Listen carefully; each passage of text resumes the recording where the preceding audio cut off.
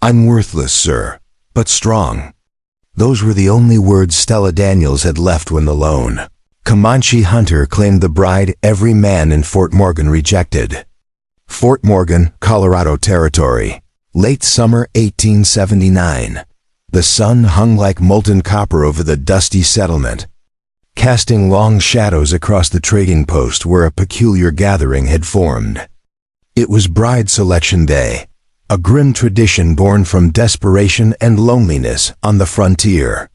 Men traveled from remote homesteads, mining camps, and isolated ranches, hoping to find a woman willing to share the hardships of wilderness life.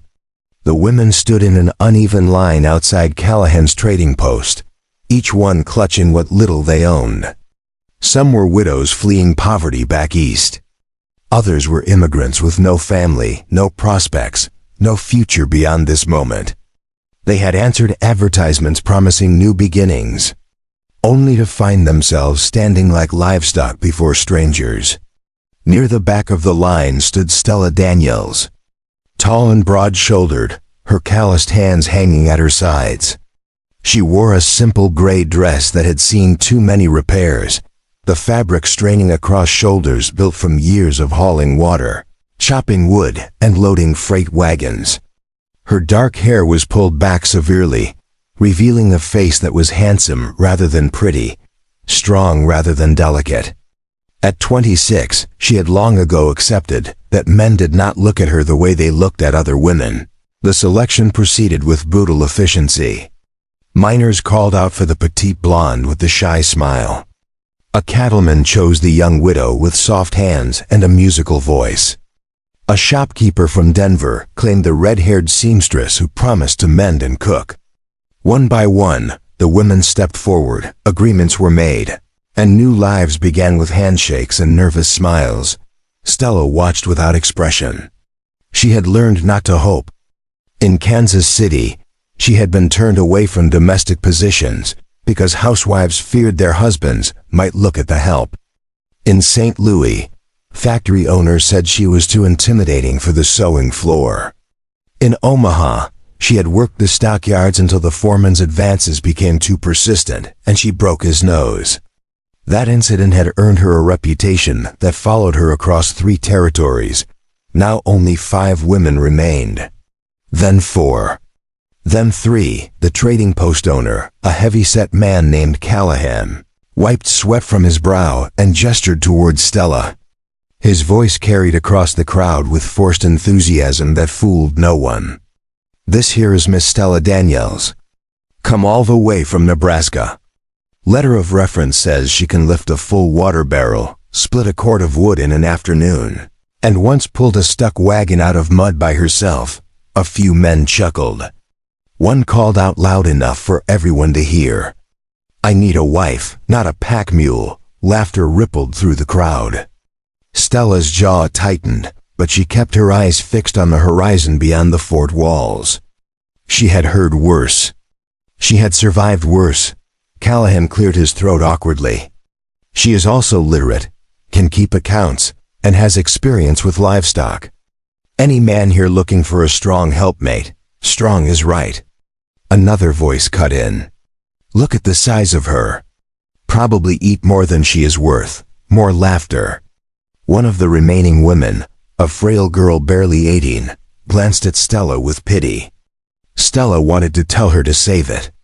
Pity was a luxury neither of them could afford. Callahan tried again, his voice losing confidence. The reference also mentioned she does not complain, does not shirk work, and asks for little. Silence fell over the crowd. Not the silence of consideration, but of dismissal. Men turned away, suddenly finding their boots or the sky intensely interesting. A few wandered toward the saloon. Others mounted their horses, their business concluded.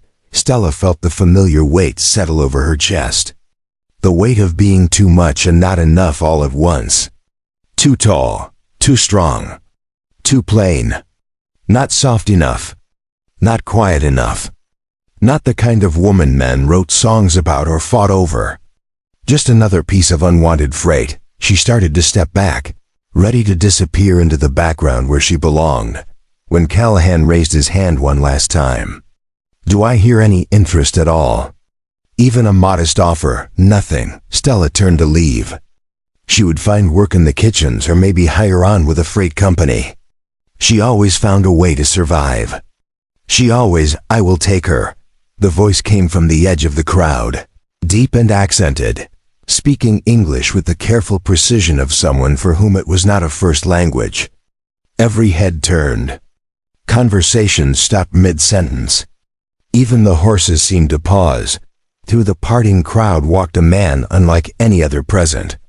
He was Comanche, that much was immediately clear from his bearing, his braided hair dark as midnight, and the bone and leather ornaments that marked his heritage. But he wore the mixture of two worlds. Buckskin leggings and moccasins, yes, but also a cotton shirt and a wide-brimmed hat like the trappers wore. A rifle was slung across his back. A hunting knife hung at his belt. His face was angular and weathered, eyes the color of dark amber that seemed to miss nothing. The silence that followed was different now. Uncertain, tense. Callahan found his voice first, though it came out higher than usual. "I am sorry, friend, but this is a selection for settlers. Christian families. I do not think I have money." The man's voice remained calm, unbothered by the sudden hostility radiating from the crowd. He reached into a leather pouch and produced coins. Real money, not scrip or promises. He placed them on the barrel that served as Callahan's podium. "That is the price, yes. Now wait just a minute." A bearded miner pushed forward. "You cannot just come in here and why not?" The Comanche man did not raise his voice, but something in his tone made the miner hesitate. "You did not want her. None of you did. You laughed. You mocked. Now I offer fair payment, and you object. Why? Because it ain't right." Another man joined in. "Selling a white woman to a savage." The word was repeated softly, almost thoughtfully.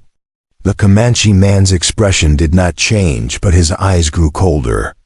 "I have lived in these mountains for 10 winters. I hunt, I trade honestly, I harm no one. You come to my land, kill the buffalo, poison the rivers, break every treaty your government makes, and you call me savage." Tension crackled through the air like lightning before a storm. Hands moved toward weapons. Stella saw it happening, saw how quickly words could turn to violence on the frontier. She had seen it before. Without thinking, she stepped forward. Her voice cut through the rising anger. "I will go with him." Every eye turned to her now. Callahan sputtered. "Miss Daniels, you do not have to, I know." She looked at the Comanche hunter directly for the first time. Their eyes met and held. Something passed between them in that moment, a recognition perhaps, of what it meant to stand apart, to be unwanted, to survive anyway. "I am choosing to." The hunter inclined his head slightly, a gesture of respect. He spoke directly to her now, ignoring everyone else. "My name is Pavati. It means clear water in my language. I live in the high country, 2 days' ride from here. The life is hard. The winters are harsh. I have no family, no tribe nearby. I am alone, so am I," Stella replied simply. "I need someone strong enough to survive the mountains. Someone who will not break when the wind howls and the snow buries the cabin. Someone who can work, who can endure." He paused, then added with something that might have been the ghost of humor. "Someone the deer will not frighten away when she walks through the forest." A few nervous laughs escaped the crowd, but the tension remained. Stella almost smiled. "Almost. I can do all that. Then we have agreement." Pavati turned back to Callahan, who looked like he desperately wanted to be anywhere else. "The money is there. Make your paper if you need paper. We leave today, Stella." Callahan tried one more time, his voice dropping to a whisper. "Are you certain? You do not know this man. He is alone, just like me." She picked up the small bundle that contained everything she owned in the world. And he is the only one who did not laugh. Within the hour, the papers were signed. A few of the women whispered prayers for her. The men maintained their hostile silence. Pavati ignored them all, checking his horse's saddle and pack with methodical care. He had brought a second horse, a sturdy mare, already loaded with supplies. When everything was ready, he gestured to the mare. "You ride. We have far to go before dark." Stella approached the horse, aware of dozens of eyes watching her. She had ridden before, working freight routes, but never her own mount. Her hands found the saddle horn, and she pulled herself up with the easy strength that had marked her as strange her entire life. The horse shifted beneath her, but held steady. Pavati mounted his own horse in one fluid motion. He looked at Stella once more, assessing. "You have questions, many, ask while we ride. The mountains do not wait." He turned his horse toward the wilderness beyond the fort. Stella followed. Behind them, Fort Morgan fell away into dust and memory. Ahead, the Rocky Mountains rose like a wall of stone and pine, beautiful and unforgiving. Stella did not look back. There was nothing behind her worth seeing. Whatever lay ahead, it had to be better than another room full of men who saw her as a joke. They rode in silence for the first hour, following a trail that wound through scrub brush and scattered cottonwoods. The afternoon sun beat down mercilessly. Stella's dress clung to her back with sweat, but she made no complaint. Pavati set a steady pace, not fast but relentless, the rhythm of someone who measured distance in days rather than hours. Finally, he spoke without turning around. "You are not afraid." It was not a question, but Stella answered anyway. "Should I be? Most would be. White woman, alone with Comanche. Many stories say I will scalp you or worse, will you know?" His tone suggested the idea was absurd. "I need a partner, not a victim. Dead women do not cook or mend or help with winter stores." He glanced back at her. "But you knew that already." "I did." "How?" "Because you paid fair price in front of witnesses. Because you are letting me ride my own horse instead of tying me to yours. Because you have not touched me, or threatened me, or tried to make me afraid." She paused, considering. "And because a man who wanted to harm me would not have waited for papers and permissions." Pavati was quiet for a long moment. Then he said something that might have been approval. "You think clearly. That is good." The mountains require clear thinking. They rode higher as the day progressed, leaving the plains behind for foothills thick with pine and aspen. The air grew cooler, sweeter. Stella breathed deeply, feeling something in her chest loosen for the first time in months. Out here, her size did not matter. Her strength was an asset, not a shame. The trees did not judge. The mountains did not laugh. As the sun began its descent, Pavati led them to a small clearing beside a creek. Clear water, just like his name. He dismounted and began unpacking with efficient movements. "We camp here tonight. Tomorrow we reach the cabin." Stella slid from her horse, her legs stiff from hours of riding. "What do you need me to do?" He looked at her with those amber eyes, measuring again. "Gather wood for fire. Not small twigs. Logs that will burn through the night. Most women cannot carry logs. I am not most women." "No, you are not." He handed her a hatchet. "Show me." Stella took the hatchet and walked into the tree line. She found a fallen pine, already dead and dry, perfect for burning. She tested it with her boot, then began to chop. The familiar rhythm settled into her muscles. Swing, bite, split. Swing, bite, split. Within 20 minutes, she had sectioned the log and carried the pieces back to camp. 3 at a time. Pavati had cleared a fire pit and was skinning 2 rabbits he must have snared earlier. He glanced up as she dropped the wood, his expression unreadable. "Good. Build the fire. I will prepare food." They worked in comfortable silence as the sky turned purple and gold. Stella built the fire properly, kindling first, then larger pieces, arranged to catch and hold. Pavati set the meat to cook on sticks angled over the flames, then began mixing cornmeal and water in a small pot. The domestic scene felt surreal after the chaos of the day. When the food was ready, he handed her a portion without ceremony. She ate hungrily, too tired to be self-conscious. The rabbit was lean but well seasoned with sage. The cornmeal cakes were simple but filling. After they ate, Pavati spoke again. "You said you are worthless." Stella looked up, surprised he had remembered her words. "That is what they think. What do you think?" She was quiet, watching the fire. "I think I am different. Not what they want. Too big, too strong, too plain. Not worth much in their eyes." Pavati nodded slowly. "In my village, before the soldiers came, before the sickness, I was also different. Too curious about white man's ways. Too willing to learn their language, their customs. My people said I was not Comanche enough. The whites say I am too savage." He fed another log to the fire. "So I lived between, alone, neither one thing nor the other." Understanding bloomed in Stella's chest, warm and unexpected. "That is why you chose me, yes. You understand what it means to not belong." He met her eyes across the fire. "Here, in the mountains, there is no one to say what you should be. You are simply what you are. That is enough." Something tight and painful that Stella had carried for years began to ease. She swallowed hard against the sudden tightness in her throat. "Thank you. Do not thank me yet. The winter will be brutal. The work will be endless. You may decide you prefer the fort and its laughing men." "No." The word came out harder than she intended.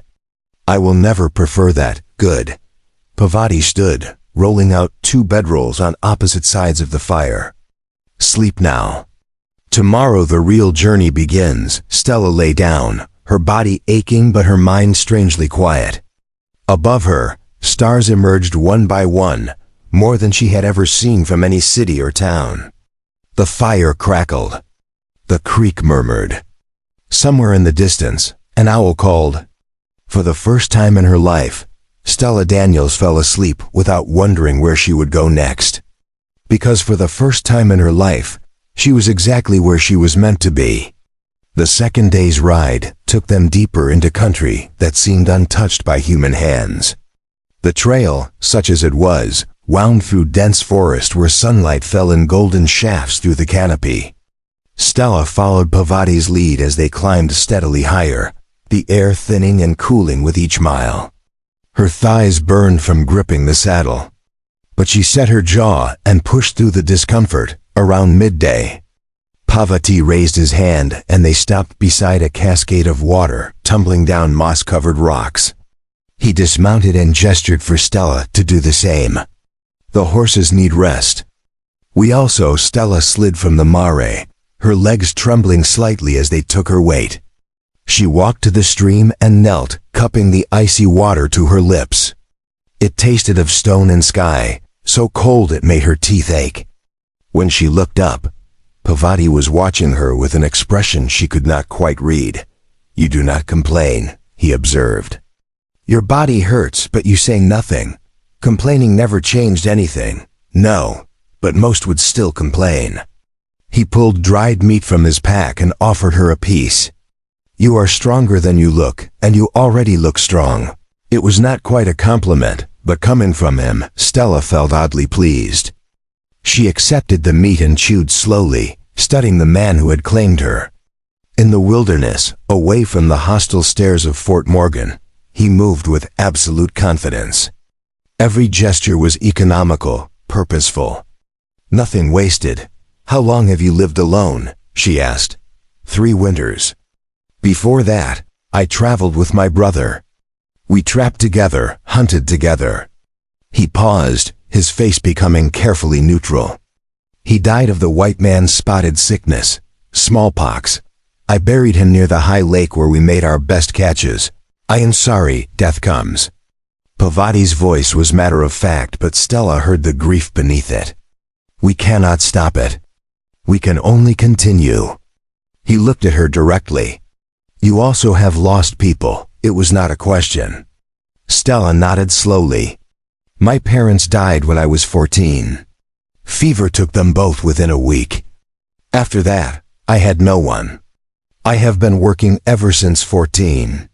He seemed to calculate. 12 years alone. Yes, you understand, they finished their meal in silence, but it was the silence of shared recognition rather than awkwardness. When they mounted again, Stella felt something shift between them. Not friendship exactly, not yet, but the beginning of trust. The trail grew steeper. In places, Pavati had to dismount and lead his horse over treacherous ground. Stella did the same, her boots finding purchase on loose scree and exposed roots. Once, her foot slipped and she grabbed a pine branch, steadying herself before Pavati could turn around. She saw his shoulders relax slightly when he glanced back and found her upright. By late afternoon, they crested a ridge and the land opened before them. A valley stretched below, carved by a silver ribbon of river. Mountains rose on all sides like protective walls. And there, tucked against the tree line on the valley's eastern edge, stood a cabin. Home, Pavati said simply, as they descended. Stella studied what would now be her home. The cabin was small but solidly built, constructed of logs chinked with mud and moss. A stone chimney rose from one end. A covered porch ran along the front. Behind the cabin stood a lean-to shelter for the horses and a small smokehouse. A vegetable garden, though overgrown with weeds, showed signs of past cultivation. They reached the cabin as the sun touched the mountain peaks. Pavati dismounted and stood for a moment, his eyes moving over the property with the careful assessment of a man who notices everything. The roof needs repair before snow comes. The garden must be cleared and replanted. The smokehouse door is broken. Show me what needs doing. I will help. He looked at her, surprise flickering across his features. Most women would want to see inside first. To rest, I can rest when the work is done. What falls first, rain or snow? Rain. In 3, maybe 4 weeks. Then snow a month after, then we have time but not much. Stella tied her horse to the porch rail. Where do we start? Something changed in Pavati's expression. A tension she had not realized he was carrying seemed to ease. He nodded once decisively. Tonight we unpack and prepare the cabin. Tomorrow the real work begins, inside. The cabin was Spartan but clean. One large room served as kitchen, workspace, and living area. A stone fireplace dominated the far wall. Rough-hewn furniture, a table, 2 chairs, a bench, occupied the center. A ladder led to a sleeping loft. Along one wall hung tools, traps, and drying herbs. The floor was packed earth, swept smooth. Pavati gestured to the loft. You sleep there. I sleep below. He pointed to a pallet near the fireplace. Privacy. Stella appreciated the consideration. She climbed the ladder and found a simple bed frame with rope supports, and a mattress stuffed with pine needles and grass. A wool blanket lay folded at the foot. One small window looked out toward the mountains. It was more than she had expected. That night, Pavati prepared a stew from dried venison, wild onions, and herbs. Stella watched how he moved in the kitchen space, noting where he kept the cooking pots, the water barrel, the stores of grain and dried goods. Tomorrow she would take over these tasks, but tonight she learned, after they ate. Pavati retrieved a piece of soft leather and began working it with practiced hands, preparing it for some future use. Stella cleared the dishes and washed them in a basin of heated water. The domestic routine felt strange and familiar all at once. You know how to work leather, Pavati said, watching her handle the drying cloth. Your hands have the marks. I worked in a tannery for a season. In St. Joseph. The smell was terrible but the pay was fair. Can you sew leather? Make repairs, yes good. Winter moccasins wear out quickly. You will make new ones. He continued working, his hands moving with the confidence of long practice. I will teach you to tan hides properly. To make them soft enough for clothing. Stella felt a flutter of something like excitement. Real skills, useful work, not just drudgery that anyone could do. I would like that. The fire burned low. Outside, the first stars emerged. Parvati stood and stretched, his joints cracking softly. Sleep now. Tomorrow we wake with the sun. There is much to do before winter. Stella climbed to the loft and lay down on the pine needle mattress. Through the small window, she could see the vast sweep of stars, unobscured by city lights or smoke. She heard Parvati moving below, banking the fire, settling onto his pallet. The cabin creaked and sighed around them like something alive. For the second night in a row, Stella fell asleep quickly, her body exhausted, but her mind at peace. Whatever hardships lay ahead, she would face them with purpose, with worth, with someone who saw her strength as an asset rather than a flaw. The days that followed fell into a rhythm as natural as breathing. Stella woke before dawn and started the fire while Parvati checked his trap lines. She prepared simple breakfasts of cornmeal mush or fried potatoes, whatever they had.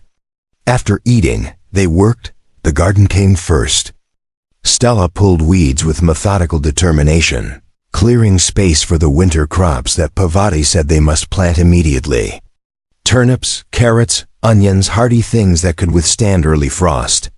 He showed her how to prepare the soil, mixing in ash from the fireplace and composted material from the forest floor. Your hands know this work, he observed. Watching her turn the earth with a spade, I have done it before. Every place I worked, if there was a garden, I tended it. Stella wiped sweat from her brow, leaving a smudge of dirt. Plants do not care if you are pretty. They only care if you feed and water them. Wise plants, Parvati said.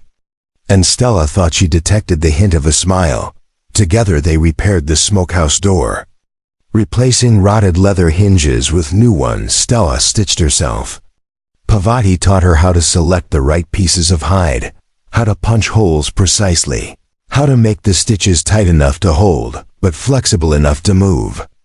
His teaching style was patient, but exacting. He showed her once, watched her try, corrected her errors without judgment. One afternoon, while Parvati was hunting, Stella tackled the roof. She had noticed several places where daylight showed through gaps in the wood shingles. Using materials she found in the lean-to and her own considerable strength, she hauled new shingles up and nailed them into place. The work was precarious, perched on the sloping roof, but she moved carefully and finished before Parvati returned.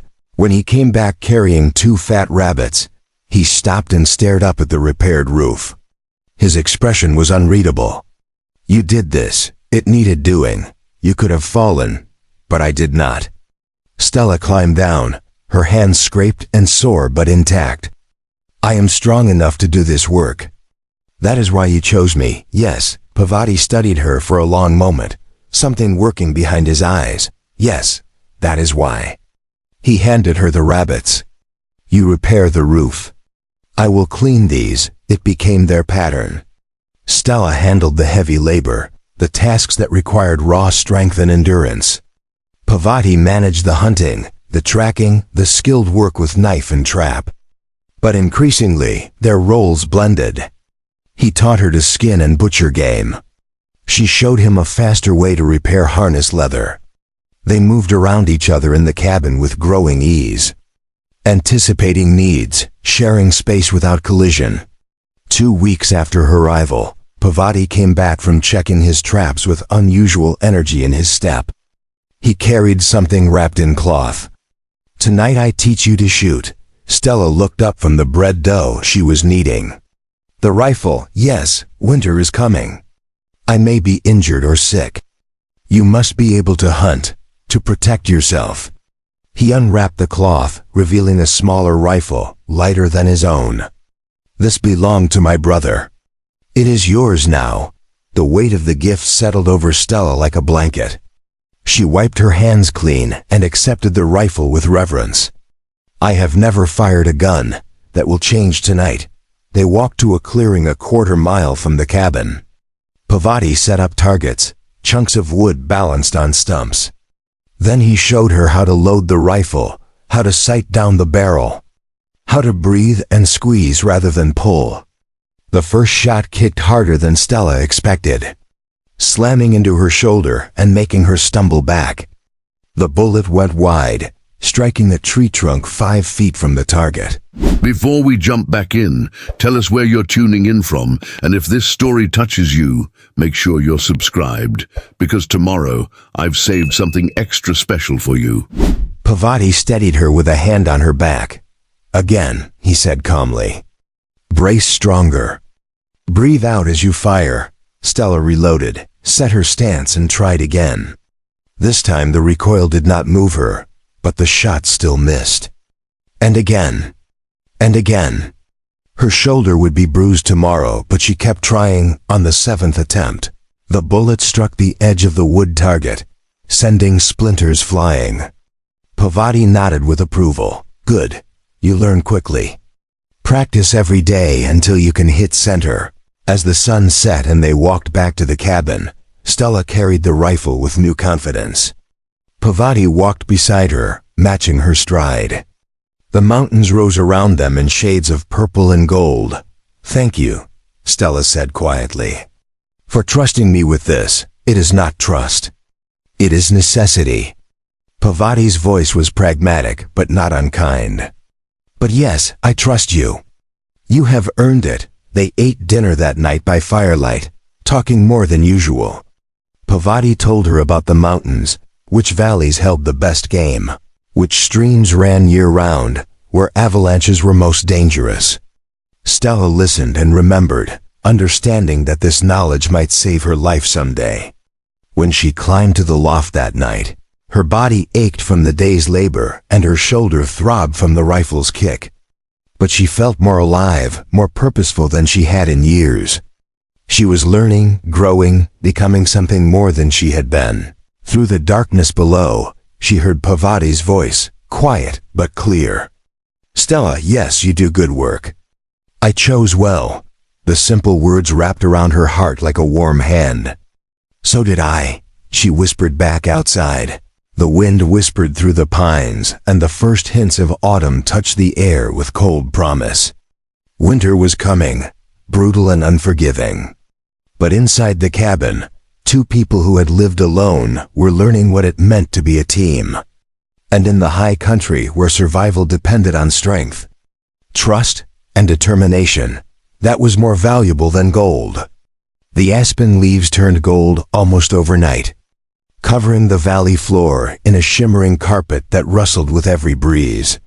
Stella had been at the mountain cabin for nearly a month, and the rhythm of their work had become second nature. She could read the weather by the way Parvati studied the sky each morning, could anticipate which tools he would need before he asked, could move through the cabin in darkness without stumbling. But today was different. Today they were going to town. We need supplies before the first snow, Parvati explained as they loaded the packhorse with furs he had trapped and cured. Salt, flour, ammunition, lamp oil. Things we cannot make ourselves. He secured the last bundle with practiced efficiency. The trading post at Elkhorn Ridge is 2 days' ride. We leave now, we return in 4 days. Stella felt her stomach tighten. She had not seen other people since Fort Morgan, had grown accustomed to the isolation, even welcomed it. The thought of facing stares and whispers again made her hands cold. Parvati seemed to sense her hesitation. He paused in his work and looked at her directly. They will talk. They always talk. Does it matter? She met his eyes, drawing strength from his steadiness. No, it does not matter. Good. Then we go. They rode out under a sky so blue it hurt to look at directly. The trail wound through valleys Stella had not yet seen, past hot springs that sent steam rising into the cool air, through meadows where elk grazed in the early morning light. Parvati pointed out landmarks, teaching her the geography that might save her life if she ever had to travel alone. See that peak with the split top, he said, gesturing to a distinctive mountain. That is Bear Claw. If you are ever lost, find it. The cabin is always west of Bear Claw, 3 valleys over. Follow the streams downward and you will find home. Stella committed the information to memory, understanding that in the wilderness, knowledge was survival. She studied the way shadows fell across certain rock formations, how the trees grew differently on north-facing slopes, the pattern of game trails that crisscrossed the forest floor. You learn quickly, Parvati observed. Most whites look at the forest and see only trees. You see the map beneath. My father was a surveyor before he died. He taught me to read land. Stella had not spoken of her father in years, but the memory came easily here. He said the earth tells stories if you know how to listen. Your father was wise. They rode in silence for another hour before Parvati led them off the main trail toward a hidden glen. A small waterfall cascaded into a clear pool, surrounded by ferns and moss-covered stones. He dismounted and began unpacking their midday meal. This place is sacred to my people, he said as they ate dried venison and journey bread. My grandfather brought me here when I was a boy. He said the water has healing properties. Stella watched the play of sunlight on the water, feeling the peace of the place settle over her like a blanket. It is beautiful. Parvati was quiet for a moment, then spoke with unusual openness. When my brother died, I came here. I sat by this pool for 3 days, not eating, barely drinking. I asked the spirits why they took him and not me. He paused, his eyes distant. They did not answer. But on the 3rd day, I understood that asking why is useless. The only question that matters is what now. What did you decide? That I would honor his memory by living fully. By not giving up, even when alone. By finding purpose in each day. He looked at Stella with unexpected intensity. When I saw you in Fort Morgan, standing there while they mocked you, I saw that same decision in your eyes. You had chosen to survive. Stella felt her throat tighten. What else could I do? Many would have given up. Accepted the cruelty as truth. Believed them when they said you were worthless.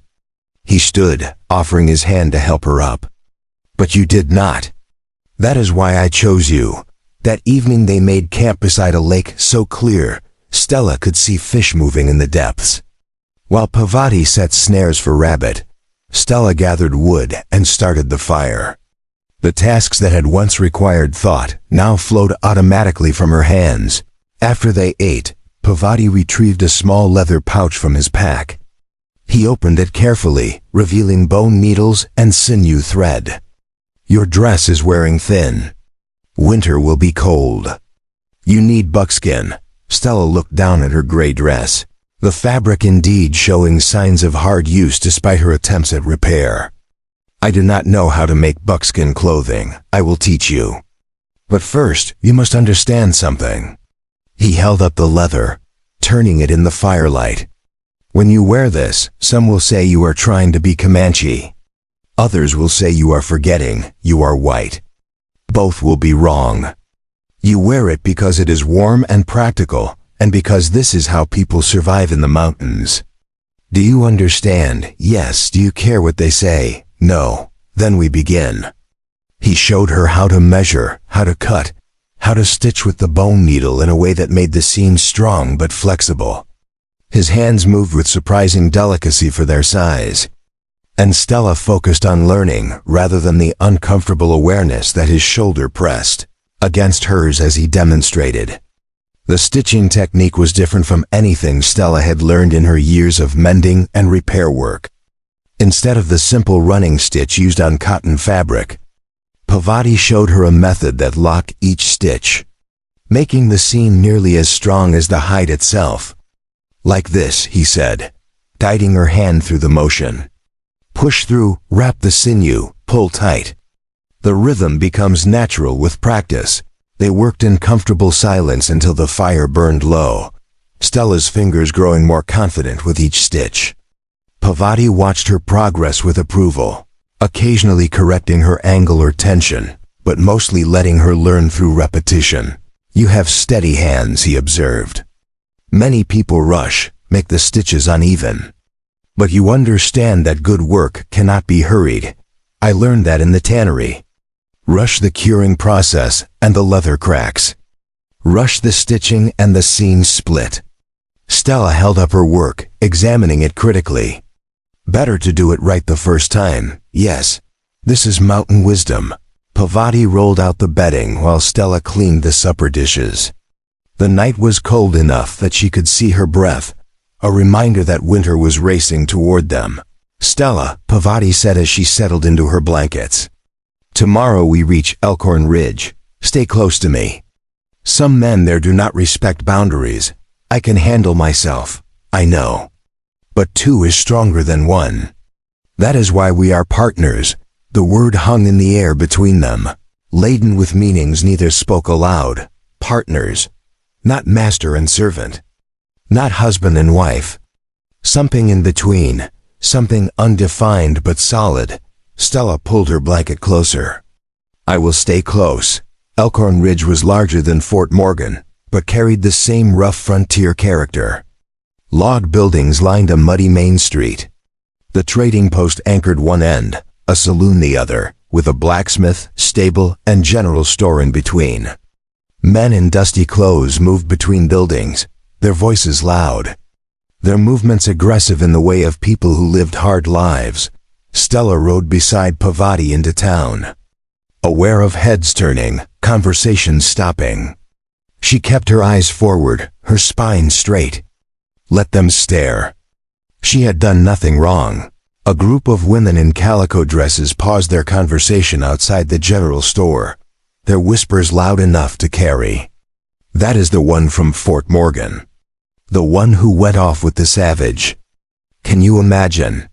Stella's jaw tightened, but she did not react. Pavati's presence beside her was steady, grounding. They tied their horses outside the trading post, a large structure with a covered porch and windows displaying goods. Pavati handed Stella a list written in careful English. You get the dry goods. I will handle the ammunition and traps. We meet back here, inside. The trading post smelled of tobacco, leather, and coffee. Shelves lined the walls, packed with everything from canned goods to fabric to tools. A handful of customers browsed, their conversations dropping to whispers when Stella entered. She found the clerk, a thin man with spectacles and suspicious eyes. I need flour, salt, sugar, and lamp oil. She placed money on the counter, the coins Pavati had given her. This should cover it. The clerk's eyes flicked from the money to Stella's face to the door, where Pavati could be seen talking with the ammunition merchant. You are with the Comanche. I am. He did not move to gather her supplies. The clerk's lips pressed into a thin line. We do not usually serve Indians or those who keep company with them.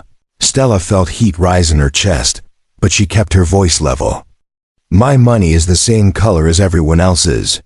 Either you take it and provide the goods, or I will tell every trapper and hunter who comes through these mountains that your post refuses honest trade. The clerk's face reddened. Now see here, is there a problem, Uram?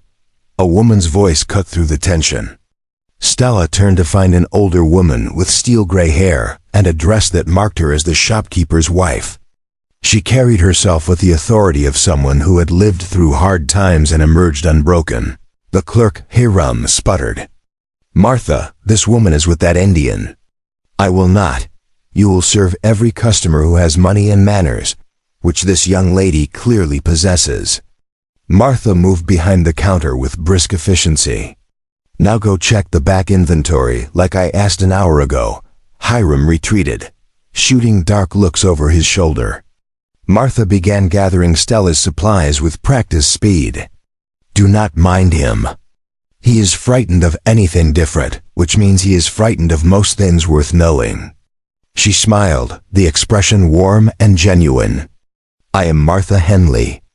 My husband and I run this post, Stella Daniels. Thank you for, no thanks needed. Fair is fair. Martha wrapped the flour in cloth. You are staying up mountain with Pavati. Yes, good man. Honest, hardworking, keeps to himself. Martha's hands never stopped moving. Lost his brother to smallpox 3 years back. Been alone since. I am glad he found someone. The acceptance in Martha's voice made Stella's throat tight. It is a hard life but a good one. The best lives usually are. Martha placed more items in a growing pile. You know, I came west 20 years ago. Married a man I barely knew because staying in Boston meant starving in a tenement. Everyone said I was crazy, throwing my lot in with a frontier shopkeeper. She laughed, the sound rich and unashamed. Best decision I ever made. Out here, nobody cares who your family was or what society thinks. They care if you work hard and deal honest. That is all I have ever wanted, Stella said quietly. To be judged by what I do, not what I look like, then you are in the right place. Martha wrapped the last items in a crate. You come back in spring. I will have seeds saved for you. Good mountain varieties that can handle late frost. And if you need anything at all, you send word. We women have to look out for each other. That is very kind. Kindness has nothing to do with it. Practical sense does. We all survive better when we help each other. Martha's eyes twinkled. Besides, any woman strong enough to haul that crate will be an interesting neighbor. Stella paid, hefted the crate with ease, and felt something warm bloom in her chest. One friend in the wilderness. It was more than she had expected. Outside, Pavati had finished his business and was loading supplies onto the packhorse. Stella set her crate down, and together they secured everything. As they worked, a group of men emerged from the saloon, their laughter loud and alcohol roughened. Well now, what do we have here? One called out, his words slurring slightly. A squaw in a white woman's dress. Stella stiffened, but Pavati's hand on her arm was steady. Ignore them. But the men were approaching, emboldened by drink and group mentality. The speaker, a thick-necked man with a matted beard, circled them with exaggerated interest. No, wait, that is a white woman playing Indian. Which is worse, do you think? Move along, Pavati said quietly, his voice carrying no heat but absolute certainty. We have no quarrel with you, but maybe we have quarrel with you, savage. Another man joined in, younger but equally drunk. Coming into town, taking our women. I am not your woman, Stella said sharply, her patience snapping. I am not anyone's property, feisty. The bearded man grinned, showing missing teeth. I like that. Why do you not come work in the saloon, honey? Better than freezing in the mountains with a redskin. Stella's hand curled into a fist. She had dealt with men like this before, knew the pattern of escalation, the way words became actions when cowardice found numbers. She calculated the distance between herself and each man, assessed their levels of intoxication, planned her response if they moved closer. Last warning, Pavati said. And something in his tone made even the drunk men hesitate. His hand had not moved toward his knife, but the threat was implicit in his stance, the way his weight shifted to the balls of his feet. Leave now, the bearded man opened his mouth to respond when Martha's voice rang out from the trading post porch. Dutch Wheeler, you touch either of them and you will never set foot in this post again. And without our supplies, you will starve before Christmas. The man called Dutch wavered, clearly calculating. Martha continued, her voice like iron wrapped in velvet. I have already sent word to the marshal. He will be here in minutes. Do you really want to spend the night in the cell drying out?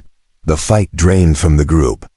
Dutch spat into the mud and gestured to his companions. Not worth it. Come on. They staggered back toward the saloon, their curses fading into the afternoon air. Stella released the breath she had been holding, her heart pounding. Martha nodded from the porch and went back inside. Pavati checked the pack straps one more time, his movements unhurried despite the tension. Ready, yes. They rode out of Elkhorn Ridge in silence, the mountains rising ahead like a promise of safety. Only when the town had disappeared behind them did Pavati speak. You were ready to fight, if necessary. Fighting 3 drunk men, even if you are strong, I know. Stella glanced at him. That is why I waited for your signal. I have learned that strength without strategy is just violence. He looked at her with something like approval. You are learning mountain wisdom. Know your strength, but also know when strength is not enough. Sometimes the strongest choice is to walk away. My father used to say that, Stella said, surprised by the memory. He said real strength is knowing when to fight and when to let the wind blow itself out. Your father was very wise as they climbed higher. Leaving civilization behind, Stella felt the tension drain from her shoulders. The wilderness, for all its dangers, was safer than town. Out here, the threats were honest. Weather, animals, terrain.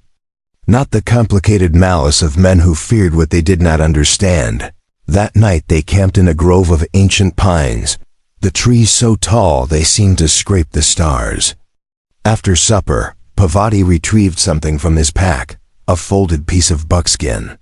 He handed it to Stella without ceremony. For you, she unfolded it carefully.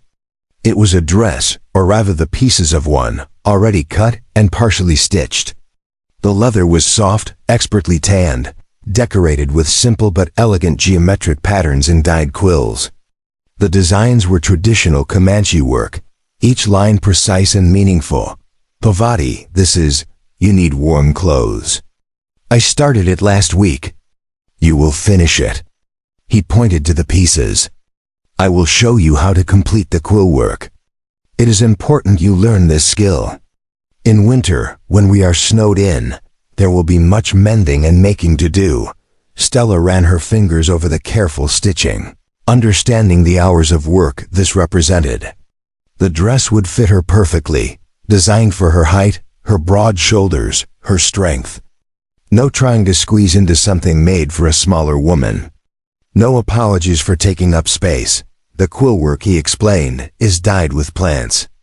Red from sumac berries, yellow from sunflower petals, black from walnut hulls. Each color has meaning. Red for courage, yellow for wisdom, black for protection. He traced the pattern with one finger. This design is called the mountain path. It represents a journey that is difficult but worthwhile. Thank you, she said, her voice rough with emotion she did not bother hiding. You are welcome. Pavati fed another branch to the fire. You work hard. You deserve good tools, good clothes. Simple as that, but it was not simple. Nothing about this was simple. Stella held the buckskin dress and felt tears prick her eyes. In Fort Morgan, men had mocked her. In every town before that, she had been dismissed, overlooked, barely tolerated. Now, a Comanche hunter she had known barely a month treated her with more respect and consideration than anyone in her entire life. Pavati, she began. Not sure what she wanted to say, he looked up. Firelight casting shadows across his angular features. His eyes were patient, waiting. Why did you really choose me? That day, you could have left. Let them laugh and gone home alone. He was quiet for a long moment, his gaze moving to the fire. The flames reflected in his dark eyes like captured stars. Because when I looked at you, I saw someone who had survived what should have broken her. Like the pine trees that grow from rock, you found a way. That is the kind of strength the mountains respect. His eyes returned to hers. And I knew you would not expect me to be something I am not. Understanding passed between them, deeper than words. Two people shaped by rejection and hardship, learning to build something new from their broken pieces. I will not, Stella promised. Expect you to be something you are not, I know. That is why we will survive the winter. He handed her the bone needle and sinew. Now I teach you the quill work. Watch carefully. Each stitch must be exact. They worked together as the fire burned low, Pavati's hands guiding hers through the intricate patterns. The night grew cold around them, but the work kept them warm. The shared purpose binding them closer than any words could. When they finally settled into their bedrolls, Stella clutched the buckskin dress to her chest. Through the darkness, she heard Pavati's steady breathing, felt the comfort of his presence nearby. For the first time in her life, She understood what it meant to be valued, not despite her differences, but because of them. Tomorrow they would ride back to the cabin, back to the hard work of preparing for winter. But tonight, under a sky full of stars, Stella allowed herself to hope that maybe, just maybe, she had finally found where she belonged. The first snow came 3 weeks after their return from Elkhorn Ridge, falling soft and silent in the night. Stella woke to a world transformed, everything blanketed in white that glowed even in the pre-dawn darkness. She descended from the loft to find Pavati already stoking the fire. His movements efficient in the cold. Winter arrives early this year, he said without turning. We must work faster now. The heavy snows will come soon, and then we will be trapped here until spring. What still needs doing? Everything. He turned to face her, and Stella saw concern in his eyes for the first time since she had known him. We have food stored, yes, but not enough. We need more meat, more firewood, more herbs for medicine. If we get sick or injured with no supplies, we die. It is that simple. Then we do not get sick, Stella said firmly. And we gather what we need. Tell me the priority. For the next 2 weeks, they worked with desperate intensity. Pavati hunted from dawn until dark, bringing back deer, elk, and whatever game he could find before the animals retreated to their winter grounds. Stella processed everything he brought, her hands raw from the cold as she butchered meat, scraped hides, rendered fat for tallow. She had become proficient with the knife, her cuts clean and efficient. Nothing was wasted. The meat was sliced thin and hung in the smokehouse. The bones were boiled for broth and marrow. The hides were stretched and scraped, then treated with a mixture of brain matter and wood ash that Pavati had taught her to make. Even the sinew was carefully extracted and dried for future use as thread. The buckskin dress Pavati had started for her was nearly complete. Stella wore it now during the day, finding it far warmer and more practical than her worn cotton dress. The leather moved with her body, never restricting her movements as she worked. The quill work caught the light, the geometric patterns a reminder that beauty and function could coexist. You look like you belong here now, Pavati had said the first morning she wore it. Not white, not Comanche, just mountain. That is the highest compliment I can give. One afternoon, while Pavati checked his distant trap lines, Stella took the rifle and ventured into the forest alone. She had been practicing daily, and her aim had improved dramatically. She moved quietly through the snow, reading the tracks as Pavati had taught her. Deer here, too old to catch. Rabbit there, moving toward the warren. Elk further up, but too far to pursue today. Then she saw it. A wild turkey, fat and unwary, pecking at exposed ground near a fallen log. Stella froze, controlling her breathing the way Pavati had shown her. She raised the rifle slowly, sighted down the barrel, found the place just behind the bird's head. Breathe out. Squeeze. The shot echoed through the forest. The turkey dropped instantly, killed clean. Stella's heart raced with a mixture of pride and solemn gratitude. She had taken a life to sustain her own. It was the way of the mountains, the way of survival, but it still deserved respect. She field dressed the bird efficiently, wrapped it in cloth, and carried it back to the cabin. When Pavati returned at dusk, he found the turkey already plucked and prepared, hanging in the smokehouse alongside his kills. He studied it for a long moment, then looked at Stella with unmistakable respect. Clean shot. No waste. You did well. Those 2 words of praise warmed her more than the fire ever could. The work continued relentlessly. Stella chopped firewood until her shoulders screamed, stacking cord after cord under the covered porch. She gathered every edible and medicinal plant Pavati identified, drying them in bundles from the cabin rafters. She reinforced the smokehouse, patched every gap in the cabin walls with fresh mud and moss, checked and rechecked their supplies, but there were quiet moments too. Evenings when they sat by the fire, Pavati teaching her the Comanche language, Stella teaching him to read English more fluently. He was already literate, taught by missionaries as a boy, but he wanted to improve. They would read together from the single book Stella owned, a volume of Shakespeare's plays that had belonged to her father. "This language is strange," Parvati said one night, puzzling over a passage from The Tempest. "Why does he not say what he means directly?" "Because sometimes the beauty is in how you say it, not just what you say," Stella replied.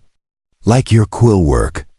You could make plain lines, but you make patterns instead." He considered this, then nodded slowly. "Yes, I understand. Words can be art too." Their fingers would brush as they turned pages. Their shoulders would touch as they leaned close to read by firelight. Neither acknowledged these moments, but neither pulled away. One evening, as they sat by the fire mending harnesses, Parvati spoke suddenly. "There is something you must know. In case I do not survive the winter," Stella's hands stilled. "Do not talk like that, I must. Death is always possible. You need to know how to survive alone." He set aside his work and moved to a wooden chest in the corner. From it, he withdrew a rolled hide covered in markings. He spread it on the floor between them. It was a map, intricately detailed, showing the mountains, valleys, streams, and landmarks for miles in every direction. Preparing and narrating this story took us a lot of time, so if you are enjoying it, subscribe to our channel. It means a lot to us now. Back to the story. Parvati's finger traced the lines as he spoke. "This is where we are. This valley to the south has a cave with fresh water that never freezes. Here to the east is where the elk gather in deep winter. This mark shows where I have buried emergency supplies, dried meat and flint. In case you must flee the cabin. Why would I need to flee? Fire, avalanche, raiders, many reasons." His voice was matter-of-fact but firm. "You must always have a plan. Always know where safety lies." He pointed to more markings. "These symbols show safe paths. These show dangerous areas where the snow slides. These show where mountain lions den. Study this map. Memorize it. Your life may depend on it." Stella bent over the hide, committing every detail to memory. She asked questions and Parvati answered patiently, testing her retention, making her trace routes with her finger until she could do it without hesitation. "This mark here, what does it mean?" Stella asked, pointing to a symbol she did not recognize. "That is the place where my brother is buried." Parvati's voice softened. "By the high lake, where the water reflects the mountains like a mirror. It is sacred ground. If something happens to me, I wish to be buried there also. Will you remember this?" "I will remember," Stella promised, her throat tight. "Good," he finally said. "Tomorrow I teach you to read weather signs and to navigate by stars. You will know everything I know." "Why are you doing this?" "Because partners take care of each other. If something happens to me, you must be able to survive. And if something happens to you," Parvati paused, something flickering across his face, "then I will need the strength you have given me to continue." Their eyes met across the map, and Stella felt the air between them shift, becoming charged with something unspoken. Before she could find words, Parvati rolled up the hide and returned it to the chest. "Sleep now. Tomorrow will be harder than today." The next morning brought bitter cold and a sky heavy with the promise of more snow. Parvati led Stella to the highest point near the cabin, a rocky outcrop that gave a clear view of the surrounding peaks. "Watch the clouds," he said, pointing to the formations building in the west. "See how they stack, dark on bottom, white on top. That means heavy snow within a day. These lower clouds moving fast mean wind is coming. And when you see the sky turn that yellow-green color, seek shelter immediately. That is the color of dangerous storms." He taught her to read the behavior of animals. How birds flying low meant a pressure change. How the horses grew restless before lightning. How even the insects knew when to hide. He showed her the stars, identifying constellations and explaining how to navigate by them if she ever became lost. "The North Star never moves," he said, pointing to the steady light. "Find it, and you always know direction." These other stars, he traced patterns in the sky, these move with the seasons. In summer, this constellation appears here. In winter, there. Learn them, and you will never be truly lost. "What is that one called?" Stella asked, pointing to a cluster of stars. "White people call it the Great Bear. My people call it the Path of Souls. We believe when someone dies, their spirit travels along those stars to the next world." Pavati's voice grew distant. "When my brother died, I watched those stars every night for a month. I wanted to see his spirit traveling, did you? No, but I felt him anyway. In the wind. In the water. In the silence between heartbeats." He looked at Stella. Death does not end connection. Not if the connection was real. Stella absorbed everything, asking questions, practicing until Pavati was satisfied. The teacher in him was patient but exacting, and she respected that. This was not idle knowledge. This was survival. As they walked back to the cabin, large snowflakes began to fall. Pavati stopped and caught one on his palm, studying it. "See the size and the shape. Large flakes, wet and heavy, means the temperature is just below freezing. Small flakes, dry and dusty, means much colder. This tells you how to dress, how to travel, whether the snow will pack or drift." Back at the cabin, they found fresh tracks circling the property. Large paw prints, too big for a dog. Pavati knelt and examined them carefully, his expression darkening. "Mountain lion. Big one, male. He has marked this as his territory." Stella felt a chill unrelated to the cold. "Is that dangerous?" "Very. They are hungry before winter. Desperate." He stood, scanning the tree line. "We must be armed always now. Do not go outside after dark without me. Do not venture far from the cabin alone. And if you see the cat, do not run. Make yourself large, make noise, fight if you must." "How do you know it is male?" Stella asked. "The size of the print. The pattern of marking. Males are larger, more aggressive, more likely to attack humans." Pavati pointed to scratch marks on a nearby tree. "See how high these go. This cat is massive. Probably weighs more than you do." That night, they reinforced the door and shutters. Pavati kept his rifle loaded beside his pallet. Stella slept fitfully, every sound from outside pulling her toward wakefulness. Once, near midnight, she heard something large moving past the cabin, the soft crunch of snow under heavy paws. She held her breath until the sound faded. The mountain lion returned the next night, and the night after. Each time, Pavati would rise silently, rifle ready, and watch from the window until the predator moved on. On the fourth night, it killed one of their chickens, the one that had strayed too far from the coop. "This cannot continue," Pavati said grimly, examining the remains in the morning. "He will grow bolder. Next time it might be one of the horses. Or one of us. What do? We hunt him first." He looked at Stella steadily. "This will be dangerous. I will understand if you wish to stay here." Stella checked her rifle, her jaw set. "You said we are partners." Partners face danger together. They tracked the cat through fresh snow, following the trail of paw prints and the occasional mark where it had sharpened its claws on tree bark. Pavati moved like a shadow, absolutely silent, reading signs invisible to Stella's less experienced eyes. She followed his lead, rifle ready, every sense alert. "Here he stopped to eat," Pavati whispered, pointing to blood and feathers in the snow. "Here he rolled, marking scent. Here he paused, listening. He knows we are following." He pointed ahead. "The den will be close now. Stay alert." The trail led them to a rocky overhang 2 miles from the cabin. Pavati pointed to a dark opening in the rocks. "The den, we must draw him out. If we go in, we die." He studied the terrain. calculating.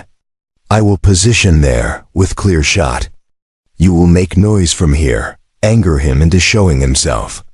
When he comes out, do not shoot unless I miss. Do you understand? Yes, if he charges you, climb the nearest tree. Climb fast and climb high. He cannot follow. Parvati gripped her shoulder briefly. Be brave but not foolish. Your life is worth more than pride. Stella took her position behind a large boulder that offered both cover and height for climbing if needed. Parvati disappeared into the rocks above the den entrance, becoming invisible against the stone. For long minutes nothing happened. Stella could hear her own heartbeat, feel the cold air burning her lungs with each breath. Then Stella began to shout, banging her rifle against the boulder, making as much noise as possible.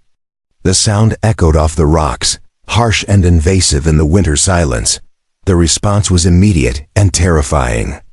A roar erupted from the den, deep and savage, echoing off the rocks. Then the mountain lion emerged, massive and muscled, its tawny coat rippling over powerful shoulders. Yellow eyes fixed on Stella with predatory intensity. The cat was even larger than she had imagined, easily 200 pounds of muscle and claw. The cat gathered itself to charge. Stella's hands tightened on her rifle, every muscle tense. She could see the muscles bunching in its shoulders, the ears flattening against its skull. Then Parvati's shot rang out, the sound sharp and final. The lion stumbled, roared again, tried to turn toward this new threat. Parvati's second shot took it in the chest. The great cat fell and did not rise. Stella remained frozen, her heart hammering, until Parvati called out that it was safe. She climbed down from the boulder on shaking legs. Together they approached the fallen predator, both respectful and relieved. Parvati knelt beside the lion, placing his hand on its massive head. He spoke in Comanche, words Stella did not understand but recognized as a prayer or acknowledgement. His voice was reverent, honoring the animal even in death. What did you say? Stella asked quietly. I thanked him for his life. I told him we killed him not from hatred but from necessity. I promised his death would have meaning, that we would use every part of him with respect. Parvati looked up at her. All life is sacred. Even when we must take it to survive, we honor what was given. Stella felt tears prick her eyes at the simple dignity of his words. You did not run. You held your position, even when afraid. That took great courage. I was terrified. Courage is not the absence of fear. It is acting despite fear. You have the heart of a mountain woman, Stella Daniels. He stood, gesturing to the carcass. Now we work. This hide will make a warm blanket. The meat, though tough, is edible. The claws and teeth have value for trade. Nothing is wasted. They spent hours processing the lion, working together with practiced efficiency. Parvati showed Stella how to skin the animal properly, how to preserve the hide, how to extract the valuable parts. By the time they returned to the cabin, dragging the hide and meat on a makeshift travois, the sun was setting and fresh snow was falling that night. As they ate venison stew and the wind howled outside, Stella felt something profound settle into her bones. She had faced real danger and not broken. She had stood her ground when everything in her screamed to flee. She had become truly a woman of the mountains. Parvati seemed to sense her thoughts. He looked at her across the fire, his expression soft in a way she had never seen. When I chose you in Fort Morgan, I hoped you were strong enough for this life. Now I know you are stronger than I imagined. He paused, then added quietly, Stronger than I am in some ways. That is not true. It is. I have lived in these mountains since I was a boy. I know no other way. But you chose this. You left everything familiar and learned to survive in a world completely foreign to you. That takes a strength I will never fully understand. His eyes held hers. I am honored to call you partner. The words wrapped around Stella's heart like warmth. She wanted to say something equally meaningful. to express the gratitude and growing affection she felt, but the words tangled in her throat. Instead, she reached across the space between them and placed her hand over his. Parvati looked down at their joined hands, then back up at her face. Something shifted in his expression, a wall coming down, a truth emerging. Stella, before he could continue, a sound cut through the night. Not the wind. Not an animal. A human voice, calling from somewhere beyond the cabin. Thin and desperate against the storm. Parvati was on his feet instantly, rifle in hand. Stella grabbed her own weapon, her pulse jumping. No one should be out in this storm. No one should be this far into the mountains in early winter. The voice came again. Closer now. Weakened by cold and desperation. Help, please. Someone help me. Parvati opened the door cautiously, peering into the swirling snow.